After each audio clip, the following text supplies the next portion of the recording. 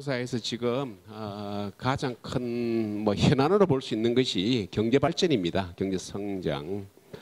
근데 성장을 저해하는 이런 이 미신들이 굉장히 많이 우리 항공사에도 어지리 피고 있습니다. 경제 성장으로 가는 길은 어떻게 보면 심플합니다. 자유주의 사상, 자유주의 경제적 자유를 허하면은 그 사회는 반드시 성장할 수밖에 없는 것입니다. 그럼에도 불구하고 우리 사회에서는 경제적 자유라는 이 말보다는 복지, 보편적 복지, 뭐 경제 민주화라는 이런 포장하에서 경제 성장을 억제하는 이런 정책이 인식과 정책이 난무하고 있습니다. 자, 그런 하나하나에 대해서 저희들이 연속적으로 세미나를 가졌었는데요. 우리나라 사람들에게 어떤 하나 현상에 대해서 어떤 잘못된 인식에 대해서 지적하는 방법 중에서 가장 좋은 방법이 외국을 비교하는 것입니다. 그렇게 봤을 때 지금 전 세계의 관심의 대상이 되고 있는 그리스, 이 국가가 지금 뭐가 문제고, 그리고 이 그리스가 흘러가고 있는 그 상황이 한국하고 너무도 비슷합니다.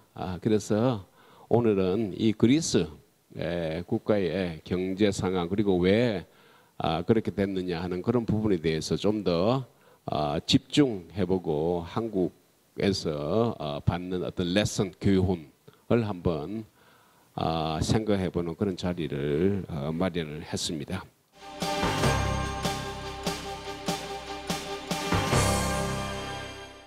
리버티홀에 이렇게 참석해 주신 영광스러운 세 분을 소개시켜드리면, 먼저 한림대학교 정치행정학과의 김인영 교수님 모셨습니다. 두 번째는 이제 건국대학교 특임 교수시면서 아시아 금융학회장으로 계시는 오정건 교수님 이렇게 또 모셨습니다. 마지막으로 우리 자유경제원의 본장으로 있는 최승로 박사 이렇게 모셨습니다. 자, 그러면은 요 세 분의 발제를 각각 듣고 그 다음에 서로 좀 이래 한 번씩 코멘트 해주는 걸로 이번 세미나를 진행하도록 하겠습니다. 자, 그럼 먼저 김인영 교수님 부탁드리겠습니다. 경제 기초 체력에 합당하지 않은 공공 부분, 정부의 지출이 컸다라는 것입니다.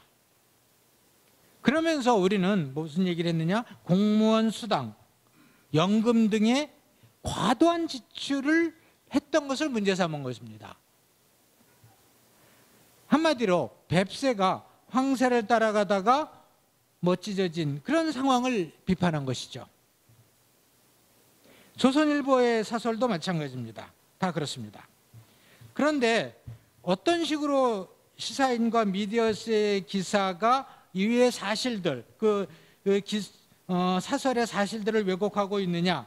이렇습니다. 2014년 그리스 GDP 대비 정부 지출 비중이 49.3%라고 하면서 한국은 30%라고 하고, 그거보다는 높지만 유럽, 즉 공공 부분이 관한 유럽에서는 높은 수준이 아니라고 그리스를 변호하고 있습니다. 즉 GDP 대비 정부 지출이 독일은 43.9%, 네덜란드는 46.6%, 프랑스는 57.2% 수준임을 이렇게 보여주면서 그리스를 방어하고 있습니다. 그런데 좋습니다. 독일과 같은 경제 강국도 43.9%인데 그리스와 같이 경제가 허약한 나라가 50%에 가까운 공공부분 지출, GDP의 반을 지출하는 것에 대해서는 말이 없다는 거죠. 즉 공정한 기사라면 제조업이 튼튼하고 재정이 건실한 독일, 네덜란드 이런 나라가 43.9%, 46.6%인데 이들 나라보다 약한 재정과 관광 서비스업 중심의 허약한 경제 체력을 가지고 그리스는 지난 10년 이상을 49.3%나 거의 50% 가까이 공공부문에 썼다라고 얘기했어야 하는 거다. 그리고 그 49.3%라는 것도 2009년 재정위기 이후 줄인 것이 그 정도라고 말했어야 되는 거다. 그리고 유럽의 공공부분 지출이 비유럽 지역보다 월등히 높은 것은 결국은 이것이 유럽 경제의 노쇠화를 가져오는 중요한 원인이라고 지적했어야 되는 거다. 그리스와 같이 외부 경제에 민감한 관광 등 서비스업이 90%에 해당하고 재정도 튼튼하지 못한 나라가 GDP의 50% 이상의 공공부분 지출을 10년, 20년 이상 지속한 것은 스스로 위기를 자초한 것이었다라고 지적했어야 되는 거다. 도리어 다른 유럽 국가들보다 그리스 재정 지출 규모가 과다하게 높지 않은 것이라고 그렇게 변명하면 재정 위기를 맞은 국가를 재정 위기가 아니라고 하는 것하고 같은 왜곡이다. 객관성을 상실한 것이다. 그런데 조선일보 기사를 잘 읽어보면 조선일보는 파이낸셜 타임스의 기사를 인용한 겁니다. 그러면 파이낸셜 타임스가 틀린 건가? 그렇지 않다는 거죠.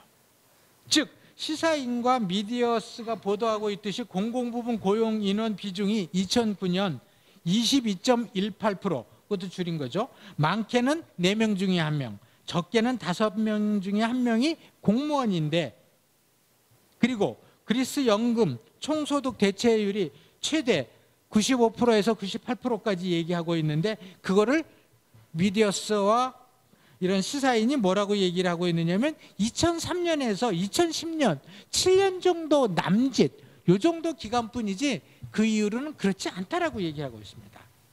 강변하는 거죠. 근데 7년 남짓이 아니라 7년 이내인 거죠. 즉 자신들의 곳간 재정 상태는 맞지 않게 과다하게 지급했다라는 것을 얘기해야지, 튼튼한 나라가 그 정도 지출하는 거니까 우리도 그 정도 지출해야 된다는 것과는 다르다는 거죠. 즉 시사인과 미디어스의 기사는 다른 유럽 국가들과 크게 다르지 않은 수치라고 강변하는데, 그리스와 다른 OECD 회원국 간에는 상당한 경제적 체력의 차이가 있음에도 그걸 무시하고 동일한 수준의 연금을 지급한 것은 재정에 큰 부담이 돼서 위기에 봉착하게 하는데 그런 것에 대한 언급이 없었다. 계속해서 시사인은 2013년 OECD 자료를 제시하면서 그리스인이 연 2060시간이나 일하므로 독일인보다 687시간이나 더 일했다 이러고 있습니다. 근데 왜 부자가 안 됐나요? 그리스인은 게으르지 않다라고 강조는 하는데, 그리고 노동시간이 멕시코는 연 2237시간, 한국은 연 2163시간, 그리스는 2060시간, 3인 거죠, 세계. 많이 일합니다. 근데 왜 그리스는 성공하지 못하고 실패했느냐? 노동시간 많은 것을 얘기하는 것도 역시 우파의 그리스 위기에 대한 지적을 잘못 파악하고 허수아비를 때리는 거다. 노동시간이 길면 무슨 소용이 있냐? 할 일 없이 빈둥거리면서 자리를 지키는 장시간의 노동시간은 아무 의미가 없는 거다. 노동 생산성 그리고 노동의 질이 문제이지, 하는 일도 없이 자리에 앉아서 시간을 보내는 것이 경제에 무슨 도움이 되는 것인지 의문이라는 것입니다. 예를 들어서 과거 소련 완전고용 달성을 위해서, 그리고 모든 사람에게 일자리를 주기 위해서 호텔 로비에서 키를 주는 게 아니라 매 층마다 메이드를 두고 메이드에게 열쇠를 받게 했습니다. 층마다 새로운 고용이 창출하는 거죠. 그리고 엘리베이터 걸들이 있습니다. 중국 7년 전만 해도 엘리베이터 걸 많았었습니다. 매 엘리베이터마다 도움을 주는 여성이 있었습니다. 완전고용 때문에 그랬던 거죠. 그리고 긴 노동시간에 월급을 또박또박 받게 됩니다. 그건 시간 낭비고 재정 낭비였다. 그거를 자랑하면 안 된다는 거죠. 망하는 길이다 그거는. 즉 OECD 평균 근로시간이 1770시간이지만 노동은 독일은 1363시간, 덴마크는 1438시간, 미국은 1788시간. 문제는 노동 강도와 노동 생산성이 높고 노동 윤리가 정착되어 있고 노동의 질이 그리스와 달랐다는 거죠. 시간만 많은 것이 중요한 것이 아니다.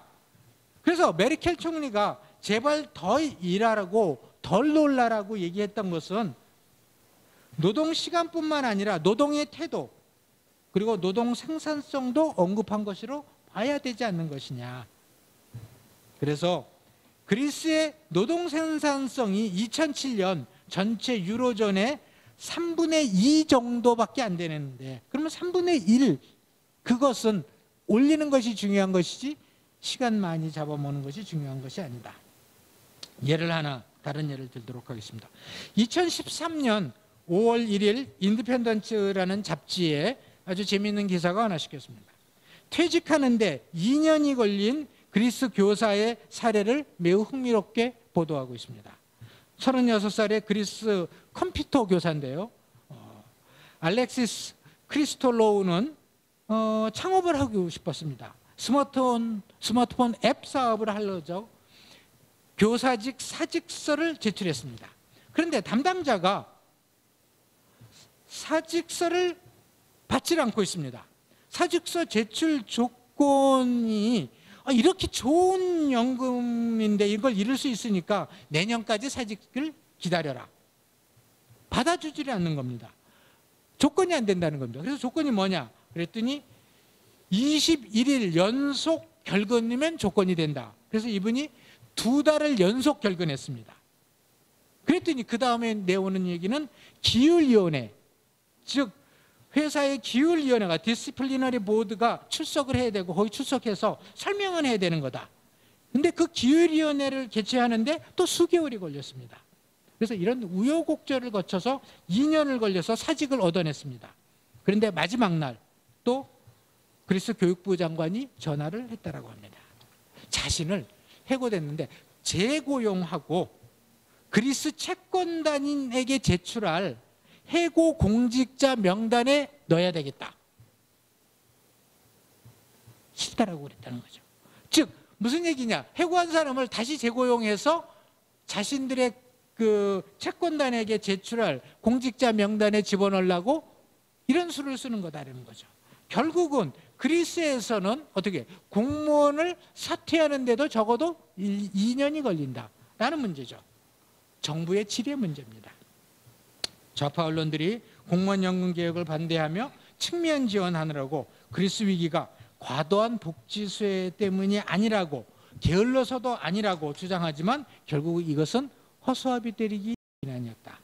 실제 비판은 핵심은 그리스 경제 기초 체력에 걸맞지 않는 재정 수준에 걸맞지 않는 과다한 공공지출이 재정위기의 원인이라는 점이었는데 이거에 대한 제대로 된 지적과 전망 제시가 없었다.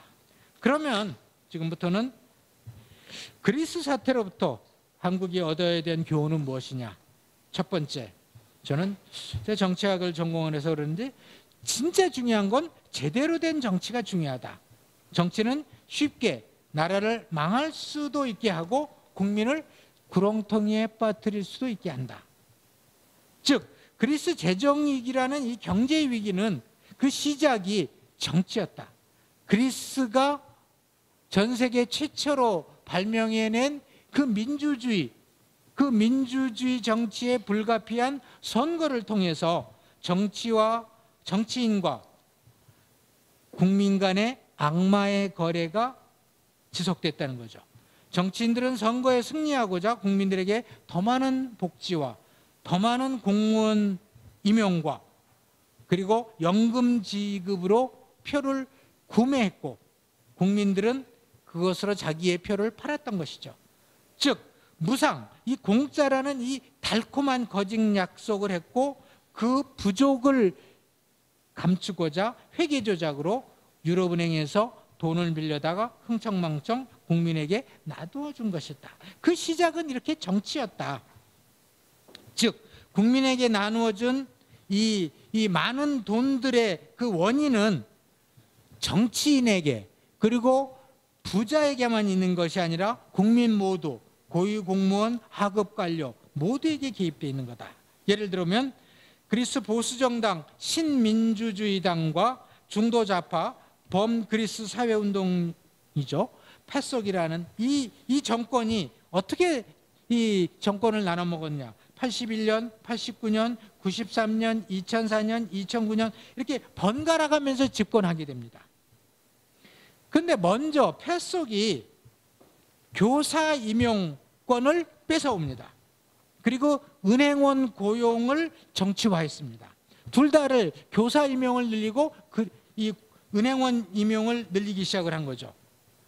그러면서 정당이 집권을 하면서 자신의 지지자들을 공공부문의 공무원으로 채우기 시작을 했습니다. 처음에는 상대당 사람들을 빼냈었죠. 그런데 그리스 이 공공부문의 노조가 상당히 강력했습니다. 그래서 정치권과 타협을 이루어냈죠. 즉 레이업은 없되 공무원만 늘리기로 하는 것으로 타협을 본 겁니다. 그래서 새롭게 정권을 잡게 되면 공무원 수를 늘리는 수밖에 없게 됐고 공무원의 질은 현저하게 저하된 겁니다. 이러므로써 이 그리스의 행정의 질이 떨어진 거죠. 1970년에서 2009년 기간 공무원 수가 5배 증가했고 그리스 공공부문의 핵심은 결국은 이런 팽창은 예산 부족과 부채의 증가를 가져왔고 그리스 재정 위기의 원인으로 작동했던 거죠. 정치인이 그렇게 시작을 했던 겁니다. 1100만 인구의 공무원 수가 70에서 75만 정도나 됐고 보너스를 포함한 공공부문의 임금은 민간 부분의 1.5배였습니다. 전 세계 어디서 공무원의 임금이 민간 부분보다 1.5배가 되는 나라는 없다. 이렇게 마구잡이로 공무원으로 임명이 됐고 정부의 질은 낮아질 수밖에 없었다. 이렇게 그리스인들이 정부를 못 믿게 되자 세금을 내지 않게 되기 시작을 하는 겁니다. 세금을 회피하게 되는 거죠.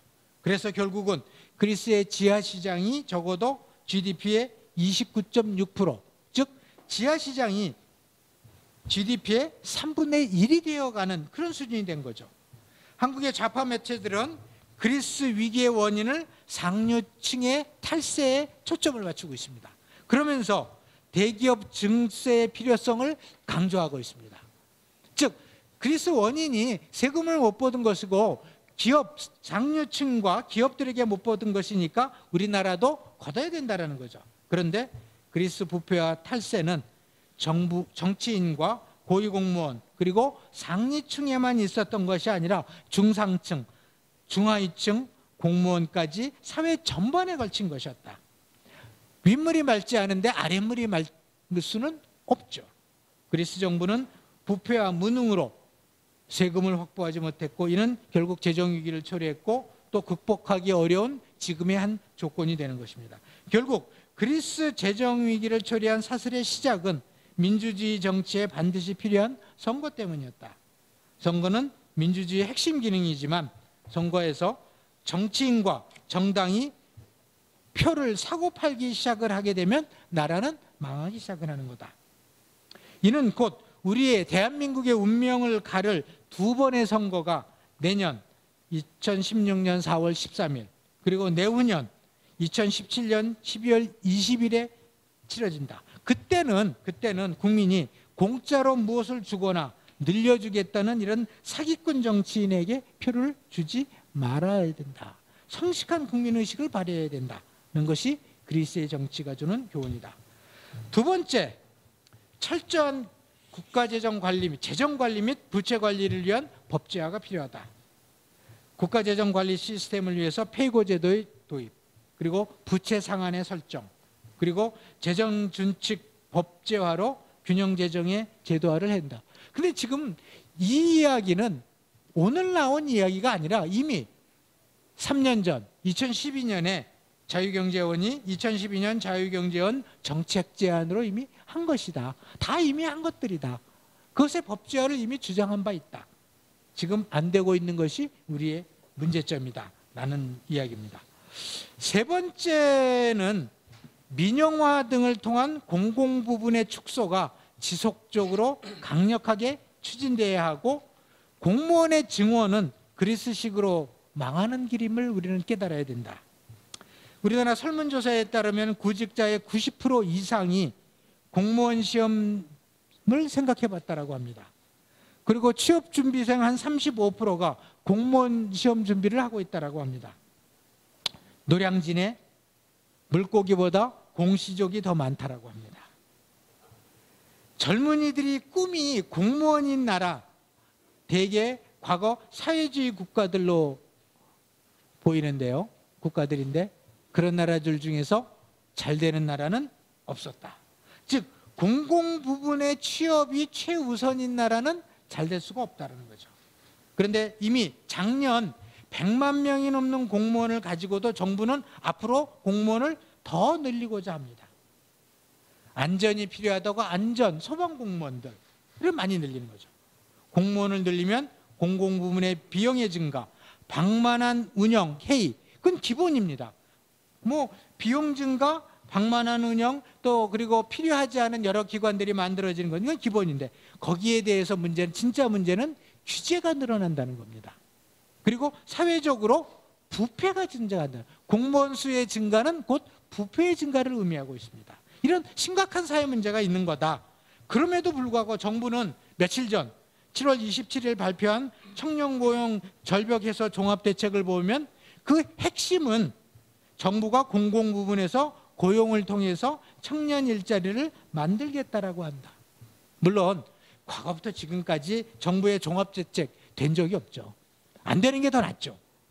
근데 그대로 된다면 역설적으로 그리스로 가는 길이다. 즉 그리스가 선거에서 승리한 후 보답으로 공무원을 늘리는 것처럼 똑같이 지금 우리나라는 박근혜 대통령의 후보자 시절의 이 공약, 고용 70% 달성의 공약의 덫에 걸려 있다. 모든 정부의 기관들이 여기에 집중을 하고 있다. 그거죠. 그래서 이 정부는 이 손쉽게 공공 일자리 창출을 이 초점을 두고 있고 2017년까지 15,000명의 교원을 신규 채용하겠다라고 합니다.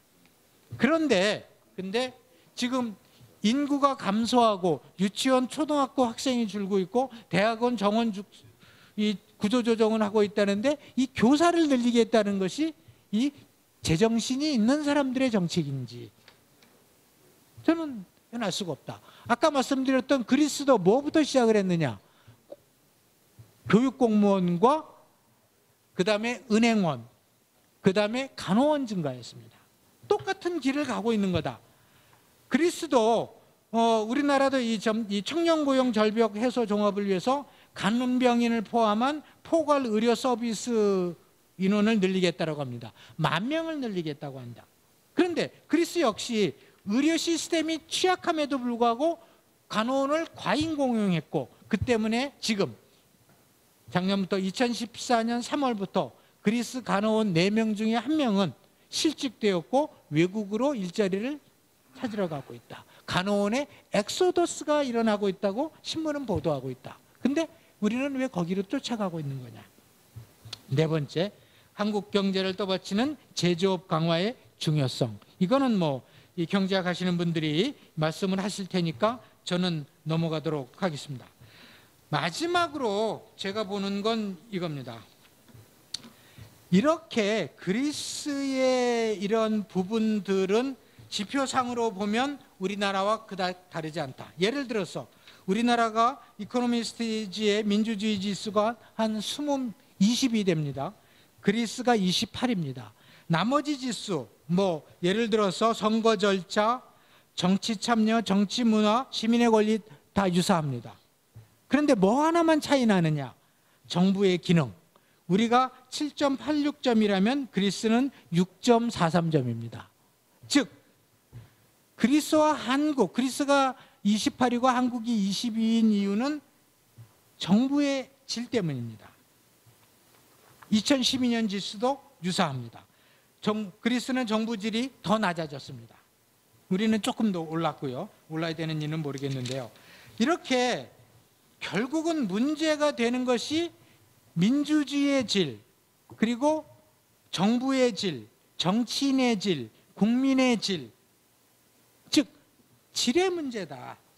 즉 우리가 지금 얘기하고 있는 모든 것, 민주주의가 됐다라고 중요한 것이 아니고 정부가 있다고 중요한 것이 아니고 정치인이 많다라고 중요한 것이 아니고 이런 데서 오는 교훈은 결국은 두 나라의 차이는 질적인 차이인 거다. 그래서 우리는 국민의 질을 높여야 되고 정치인의 질을 높여야 되고 정부의 질을 높여야 되고 궁극적으로 민주주의의 질을 높여야 되겠다. 이것이 제 결론입니다. 이상으로 마치도록 하겠습니다. 감사합니다. GDP 대비해서 국가부채의 비율을 한번 보면은 이 비율입니다. 비율이 사회당이 집권하던 81년도에 25%였습니다. 그것이 지금 현재 얼마까지 올라가? 그리고 그것이 2012년에 177%까지 올라갔습니다. 이게 말이죠. 금융위기가 발생해도 2010년에 발생했거든요. 10년이 약 160%였어요. 근데 그전에는 거의 2008년까지 이것이 한 100% 안팎에서 움직였는데 나중에 문제가 된 게 뭐냐면 이 통계가 왜곡됐다 하는 것이 밝혀졌습니다.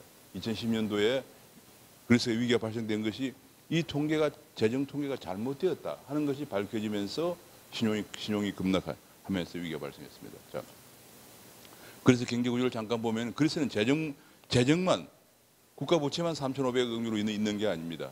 그래서는 수출이라고 해봤자 1년에 한 300억 유로 달러밖에 수출을 못합니다. 뭐 제조업이 없습니다. 2081년도에 파판드로가 집권한 이후에 제조업은 거의 괴멸돼 있어요.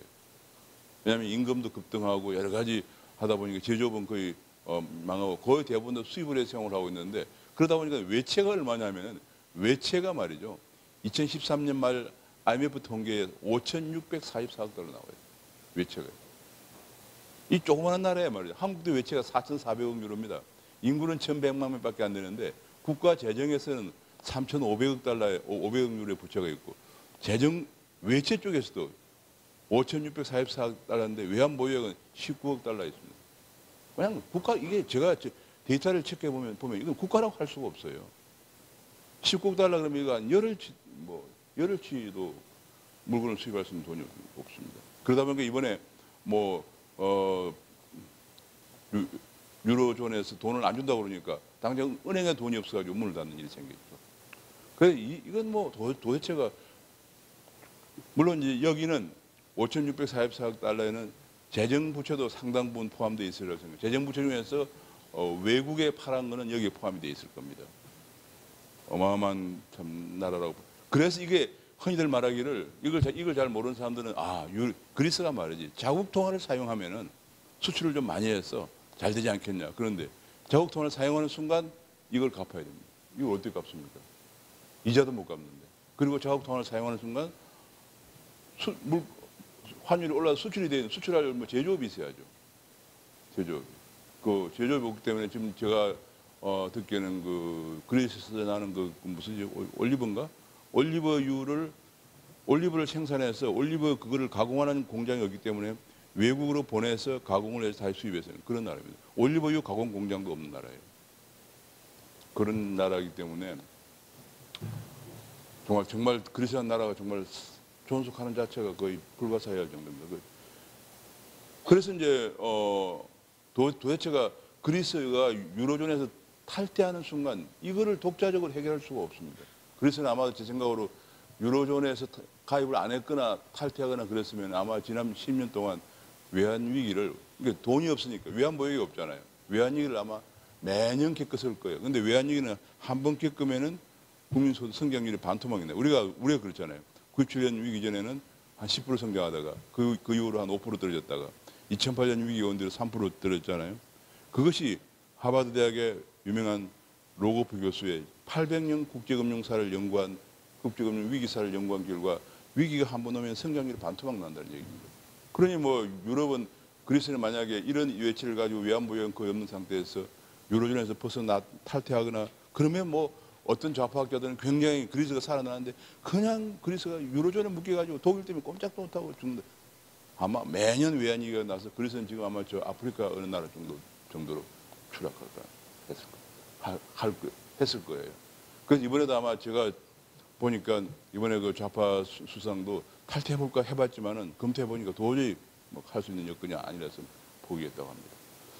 자, 그 다음에 또 하나 보면은 그리스는 성장률이 위기 이후에 이렇게 마이너스입니다.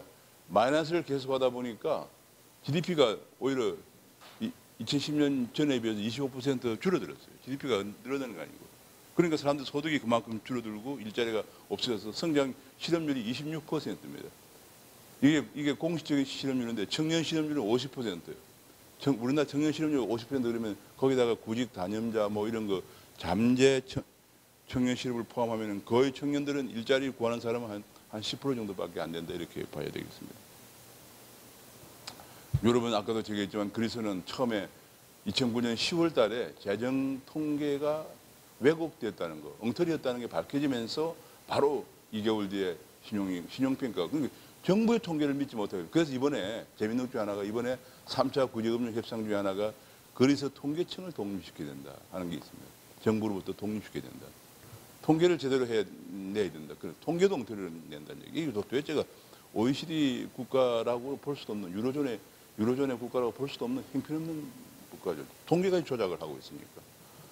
그래서 이제 이 통계를 못 믿다 보니까 신용등급이 떨어지기 시작해서 드디어 아까 얘기했지만 워낙 재정이나 외환이 아무것도 없기 때문에 5월 2일 날 1,100억 유로의 1차 구제금융을 주기로 했습니다. 그 다음에 2차 구제금융을 2011년에 다시 1,300억 유로로 처음에 1,050억 유로 했다가 1,300억 유로. 그래서 1차 합해가지고 구제금융을 2,400억 유로를 줬습니다. 그 다음에 그걸로도 부족해서 2012년에 1,050억 유로를 탕감을 했습니다. 그러면 뭡니까? 처음에 한 3,500억 유로 갖고 있는데 1,050억 유로 탕감해주고 나머지 한 2,400억 유로 남았는데 그건 또 구제금융을 주었습니다.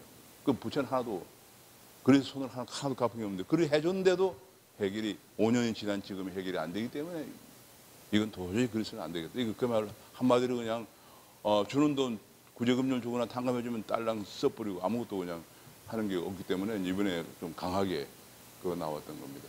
그러면서 이제 시리자당과 더 이제 각오하는 시리자가 집권을 해가지고는 우리는 긴축도 안 해도 되고 빚도 안 갚아도 된다. 이런 말도 안 되는 도대체 말도 안 되는 소리에서 그리스 국민들 열광을 하면서 집권을 한 다음에 또 우리는 빚을 갚아야 할 나라가 빚을 받을 나라가 좀 안 받아도 되겠다 국민 투표하는 게 아니고 빚을 갚아야 할 나라가 우리 안 갚겠다 투표하는 이런 나라는 세상 처음 봤어요. 그러니까 국민들이 열광을 해가지고 와 우리 안 갚아도 되나 보다 하고 그래서 국민들이나 그 시프러스는 똑같은 사람들인 것 같아요. 그래서 이제 그러나 역시 뭐 해봤자 받는 쪽에서 3차 도대체 그 말이 되느냐 지금 5년 동안 뭐 했느냐 해가지고 도저히 이제 돈을 더 안 주면 그리스가 완전히 이제 뭐 은행도 다른 문을 닫고 제일 큰 문제가 병원입니다. 병원 약국이 문을 닫았기 때문에 약을 구입해서 병원에 의료보험으로 줄 돈이 없기 때문에 환자들 치료가 안 돼요. 그래서 할 수 없으면 좀 돈을 주긴 줘야겠는데 도저히 안 되니까 좀 줘야겠는데 7월 14일 날 3차 구제금융 860억 유로를 주기로 일단 결정을 하고요. 은행이 안 돌아가니까 일단 은행을 이거 하는데 조건을 협의하는데 시간이 걸리기 때문에 일단은 긴급히 120억 유로를 먼저 줘서 은행을 좀 돌아가게 하자. 그렇게 하고 나머지 860억 유로를 주기로 했습니다. 그런데 지금 현재 문제가 뭐냐면 이 860억 유로 중에서 한 60, 70억 유로는 IMF가 제공해야 되는데 IMF는 돈을 못 주겠다는 얘기예요. 왜냐하면 IMF는 돈 줘도 그래서 받아낼 수가 없기 때문에 IMF가 지금 자본금이 굉장히 적은 상태입니다. 그래서 IMF가 지금까지 한 번도 줘가지고 받지 못한 나라가 한 나라도 없거든요. 그래서 IMF의 공신력을 유지하고 있는데 만약에 그리스에 100몇십억 유로를 달러라도 줬다가 받지 못하게 되면은 이거는 IMF의 공신력에 큰 타격을 입는 것이기 때문에 IMF는 그걸 안. 그럼 어떻게 하냐? IMF는 우리가 줘서 받을 수 있는 유일한 방법은 그리스의 부채를 더 탕감해서 그리스가 숨을 쉬게 해주는 방법밖에 없다 하고 자꾸 메르켈을 보고 더 탕감해 주려 합니다. 메르켈은 또 어떤 입장이냐? 이미 벌써 1,050억 유로를 탕감했는데 그 중에서 거의 한 3분의 1 정도는 독일 돈이죠. 근데 또 더 탕감해 주면 결국은 이 빚이라는 것은 독일 정부가 준 게 아니고 독일의 은행들이 준 거기 때문에 은행들의 탕감 부분을 정부가 메꿔줘야 되겠죠. 국민의 세금으로. 독일도 그래요. 그래서 더 그렇게 할 수는 없다. 그래서 지금 이게 3차 구제금융을 지급할 수 있을지 없을지가 아직 확실치 않은 상황입니다. 보통 이제 이 위기를 두고 여러 가지 얘기를 많이 합니다. 그래서 제가 이걸 좀 객관적으로 정리한 건데 첫 번째는 태생적 한계가 있다. 나라가 너무 다른 나라 이렇게 통합을 하면서 하는데 재정은 독립시켜서 이게 문제였어요. 통합을 하면 재정도 같이 중앙에 유로존 규율을 해야 되는데 재정을 놔두다 보니까 재정을 굉장히 긴축을 해서 사는 독일 같은 나라도 있는가 하면은 이렇게 방만하게 쓰는 그리스 같은 나라가 있어서 결과적으로 방만하게 써놓고는 문제가 된 거거든요.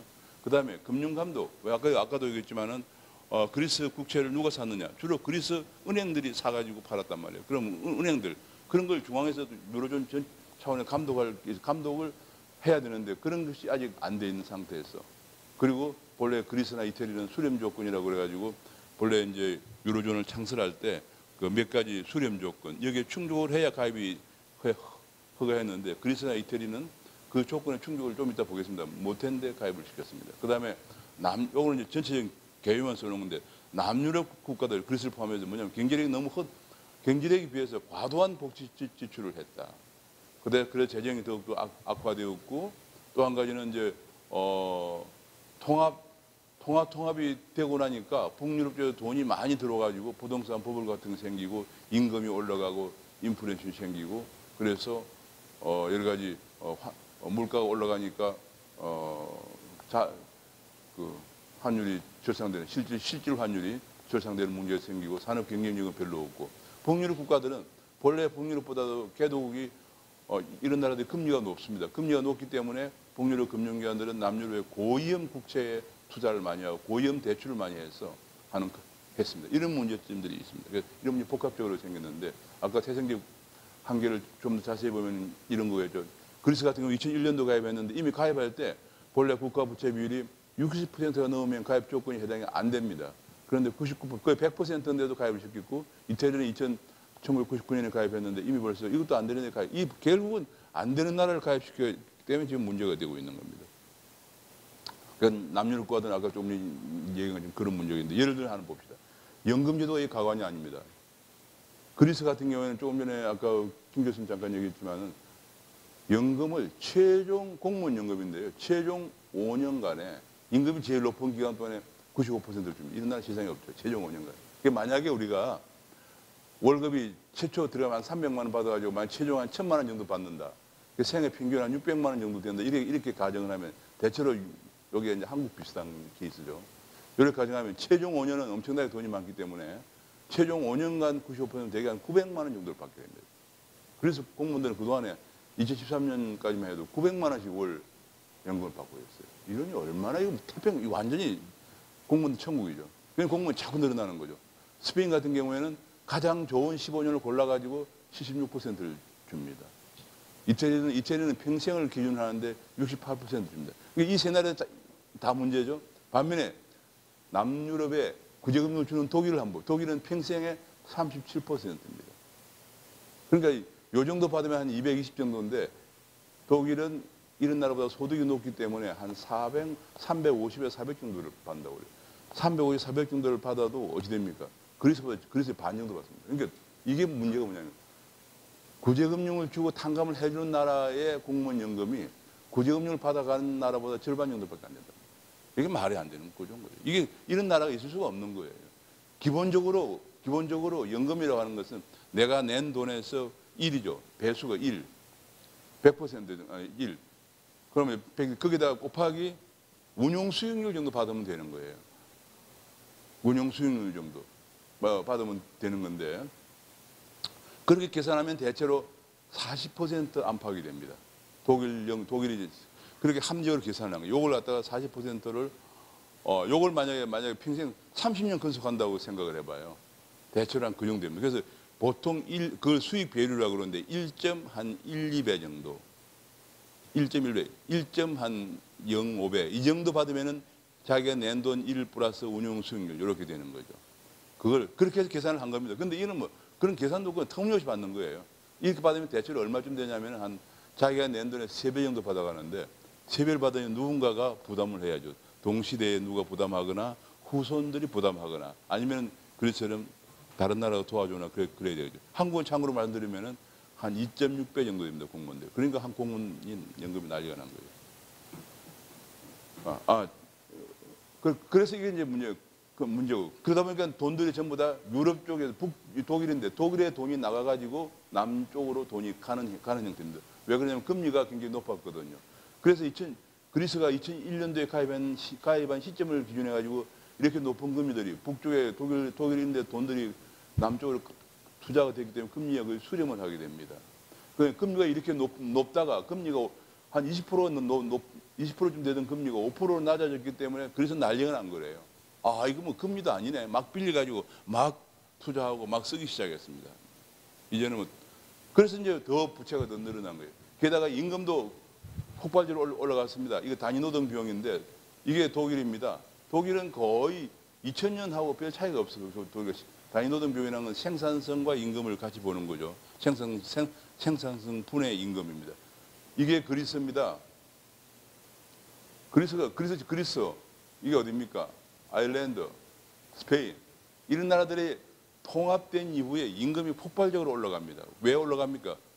북쪽에서 돈을 쌍금리로 빌리기 시작하니까 막 그냥 부동산 투자하고 뭐하고 해야지 버블이 생기면 임금도 올라가고 또 이제 노동의 이동이 자유롭습니다. 그래서 독일 가보니까 독일 공무원들은 독일에 취직하면 대학 졸업하고 한 600만 원 받는데 우리는 500만 원 줘, 600만 원 줘. 지금 한국과 똑같아요. 한국의 임금이 현대차 같은데 현대자동차의 작년에 조사한 평균 임금이 연봉 9,700 평균 임금이.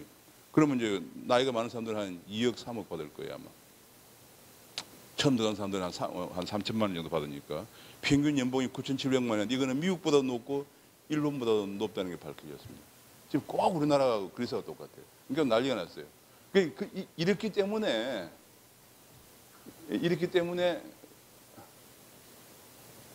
그리스는 개방을 해도 수출할 수가 없는 거예요. 경쟁력은 없는데 기술은 없는데 임금은 똑같이 받기 시작했거든요. 그러니까 물가가 많이 올라갔습니다. 그리스.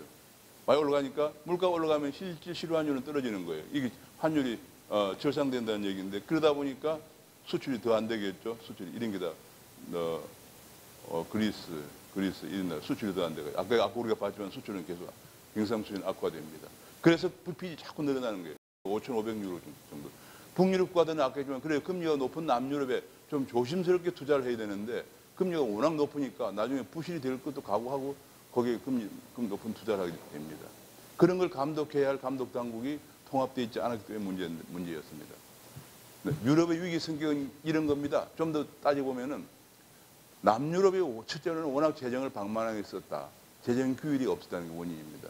두 번째는 거기에 금리가 높은데 북유럽 금융가인데 돈을 통합되어서 돈을 빌려주기 시작했습니다. 그러니까 여기에 금융감독, 통합감독 시스템이 작동돼야 되는데 통합감독 시스템이 없었어요. 얼마 전에 이제 유럽중앙은행 산하에 통합유럽감독기구를 설립하기 시작했습니다.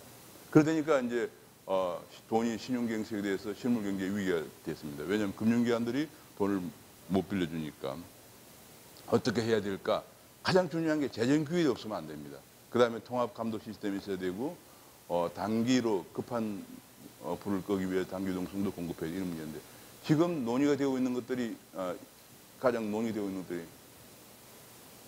지금 이제 이런 거죠. 그래서 이제 북유럽에 돈을 대주는데 돈을 대주는 대신에 좀 구조조정도 하고 긴축하라 하는데 그거를 안 하기 때문에 패키지가 뭐냐면 기본적으로 구제금융을 주는데 너희들은 긴축 좀 해라 이 패키지였거든요. 그런데 올랑드가 프랑스에 집권하고 그리스의 좌파 정당이 들어서면서 이게 깨지기 시작하면 지금 문제가 돼요. 앞으로 어떻게 될 것인가?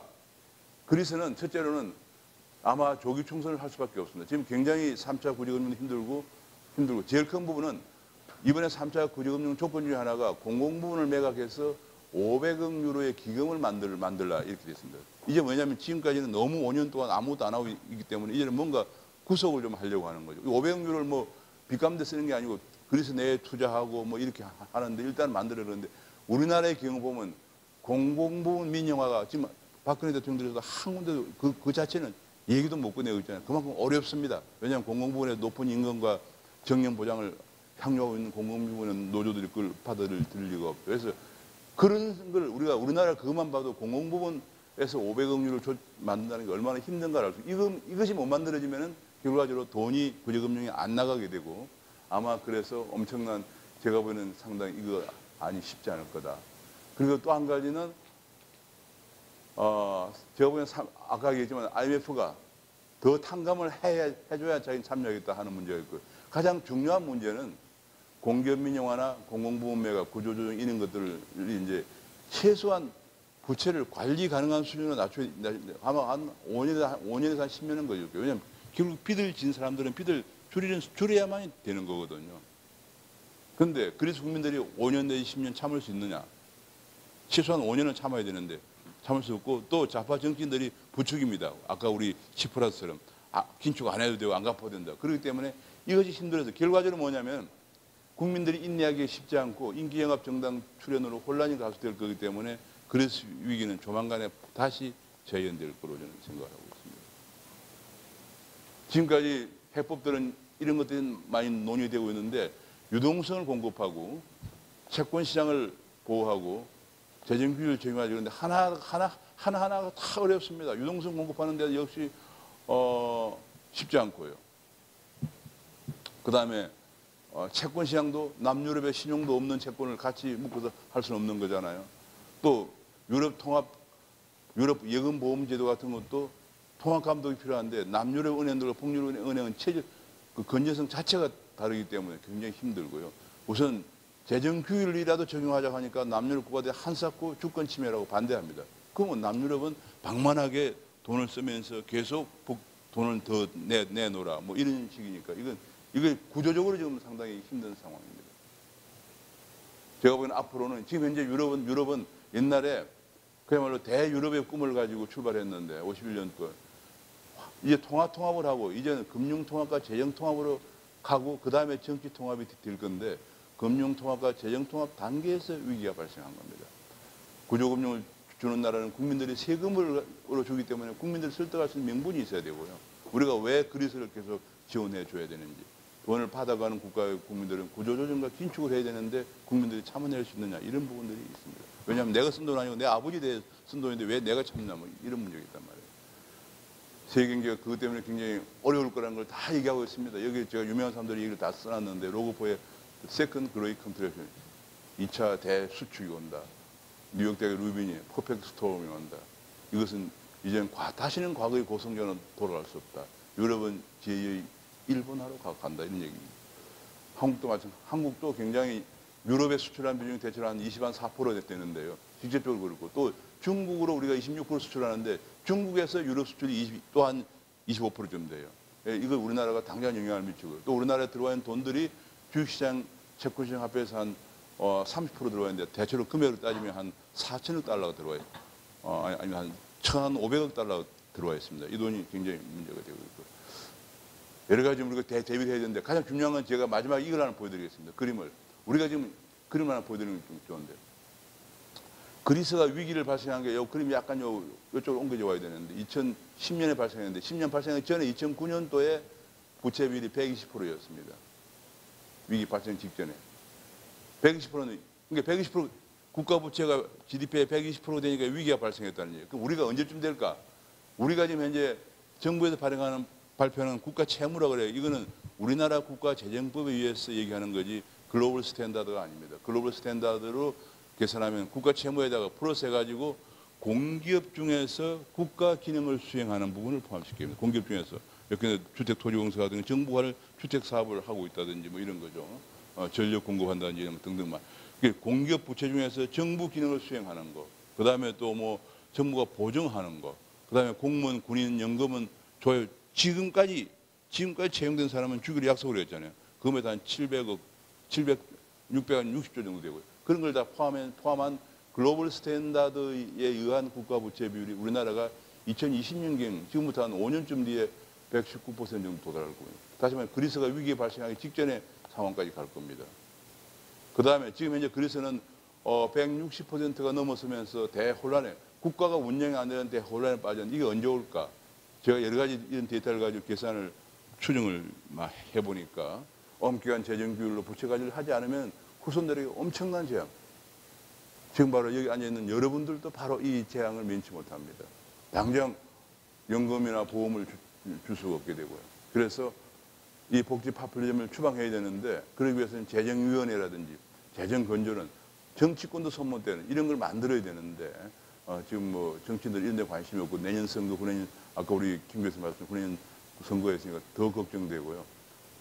정말 민간 부분의 성장이 중요하지 공공 부분을 자꾸 확대시키면 안 되겠죠. 그래서 이런 부분들이 우리가 그리스를 보고 배워야 되는데 문제는 지금 이제 좌파우파 나눠져 가지고 교훈을 오히려 복지가 적어서 그렇다. 뭐 이런 소리 하고 말이죠.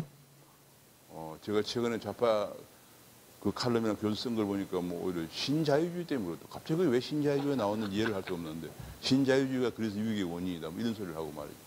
도무지 이게 무엇을 생각하고 있는 것인지 정말 너무 답답하고 저는 가장 걱정이 뭐 그런 걸 떠나가지고 아까 제가 말씀드린 것처럼 저도 뭐 아이들이 있습니다만 지금 30대 40대 우리 젊은 후배들이 이 무렵에 가서 연금도 못 받고 그리스는 독일이라 도와주긴 하지만 우리는 누가 도와줍니까? 일본 보고 손을 벌리 저는 우리나라가 앞으로 10년쯤 지나면 일본 보고 손을 벌릴 수밖에 없다고 생각합니다. 굉장히 우리가 어려운 상황을 가고 있습니다. 여러분 지금 뭐 일본을 미워하는 우리나라 사람 뭐냐면 감정력이에요. 현실적으로 북한은 지금 미사일을 1000발 정도 갖고 있다고 그래요. 마하, 음속보다 높은. 그러면 그런 경우에 우리는 이건 뭐냐면 이렇게 되면 재정이 없기 때문에 국방을 지금 보강을 못 합니다. 그럼 어떻게 됩니까? 북한이 저러고 있고 중국이 저러면 우리가 어디에 손을 벌립니까? 미국이 우리를 또 도와줄 것 같습니까? 미국도 지금 어려워지고 있습니다. 그래서 우리가 정말로 어려운 상황을 개인적으로는 나중에 연금도 못 받는 어려운 상황을 가고 있고요. 국가적으로는 정말 국난에 직면할 가능성이 크다는 거예요. 이번에 그리스에서 교훈을 배우지 않으면 그렇다는 얘기예요. 배우면 괜찮을 겁니다. 감사합니다.